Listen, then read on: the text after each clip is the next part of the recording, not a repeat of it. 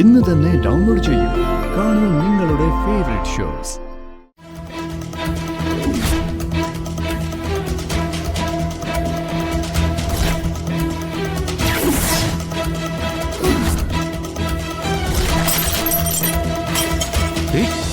വിഷ്ണുട്ടാ, അപ്പൊ ഇനി ഡോക്ടർ ഇപ്പൊ ഇങ്ങനെ ഒരു സംശയം പറയുമ്പോ നമ്മളെ മക്കളെയും കൊണ്ട് പോകുന്നത് ശരിയല്ലല്ലോ.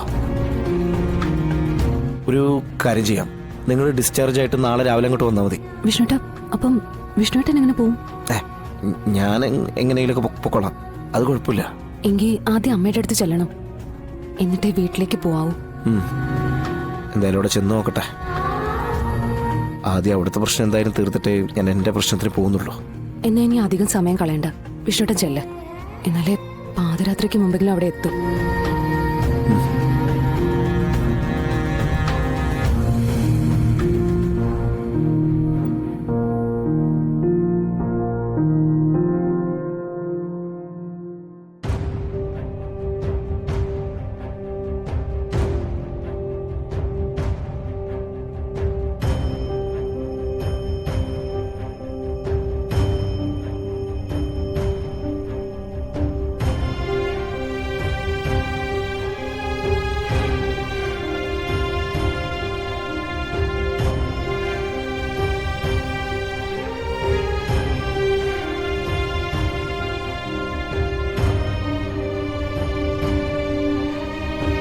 മക്കൾ ഉണരുമ്പോ പറഞ്ഞേക്ക്.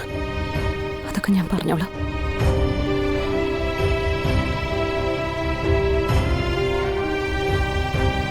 പോട്ടെ, എന്തെങ്കിലും വിളിക്കണേ.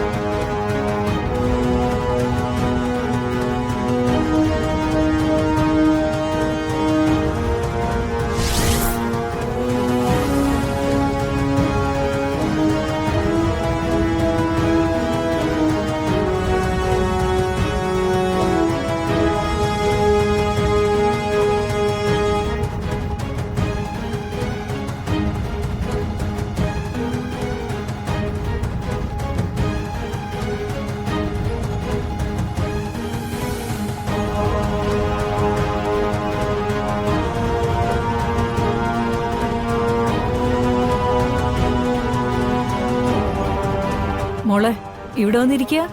ദാ, വൈകുന്നേരം ഒന്നും കഴിച്ചില്ലല്ലോ, ഈ പാല് കുടിക്കും. ഞാനങ്ങനെ രാത്രി പാലൊന്നും കുടിക്കാറില്ല ശാരദാമ്മേ. ഓ, ഇന്നത്തെ ഒരു ദിവസത്തേക്ക് കുടിച്ചെന്നും പറഞ്ഞ് ചത്തൊന്നും പോവില്ല. ദാ ഇതങ്ങ് കുടിക്കു വെച്ചേ. ഞാൻ ദേ ഭക്ഷണം കഴിപ്പിക്കുന്ന കാര്യത്തിൽ വലിയ കർശനക്കാരിയാ കേട്ടോ. എന്റെ വീട്ടിൽ നിൽക്കുന്നവരൊക്കെ വയറ് നിറച്ച് എന്തെങ്കിലുമൊക്കെ കഴിക്കണം, ഇല്ലെങ്കിൽ ഞാൻ സമ്മതിക്കൂല. ശരി. മോള് കുടിക്ക്.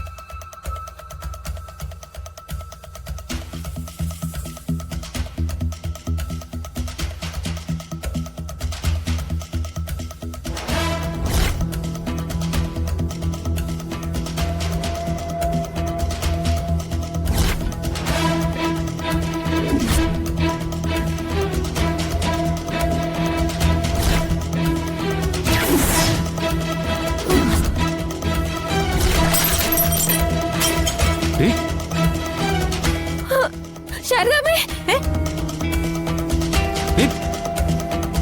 ശാരദാമ്മേ, എന്താ എന്താ പറ്റിയ? അവിടെ ജനലിന്റെ അപ്പുറത്ത് നസീർക്ക. നസീറോ?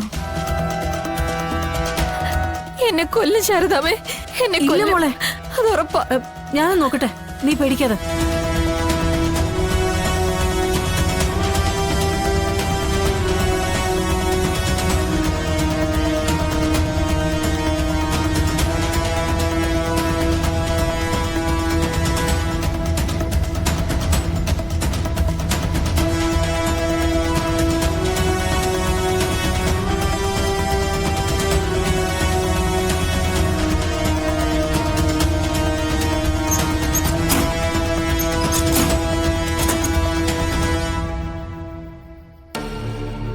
അവിടെ ഒന്നും ആരും കണ്ടില്ല മോളെ, നിനക്ക് തോന്നിയതായിരിക്കും. അല്ല, ഞാൻ കണ്ടതാ ശാരദാമ്മേ.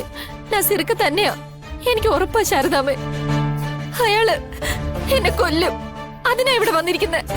മോള് വിഷമിക്കാതെ, ഇത് ശാരദയുടെ വീടാ. 3 പെൺമക്കളെയും കൊണ്ട് ജീവിച്ചവളാ ഈ ശാരദ. അനാവശ്യമായി ഈ മുറ്റത്ത് ഒരുത്തനും കേറാൻ ഇന്ന് വരെ ഞാൻ സമ്മതിച്ചിട്ടില്ല, ഇനിയോട് സമ്മതിക്കുകയില്ല. മോള് ധൈര്യമായിട്ടിരിക്കും. വാതില് പൊളിച്ചല്ലാതെ ഇതിനകത്ത് ആർക്കും കേറാനാവില്ല. അതിനവൻ ശ്രമിച്ച അതിനു മുമ്പ് ഞാൻ അവനെ കൊല്ലും. മോള് മുറി പോയി വാതിലടച്ചിരുന്നോ, അങ്ങോട്ടാരും വരൂല.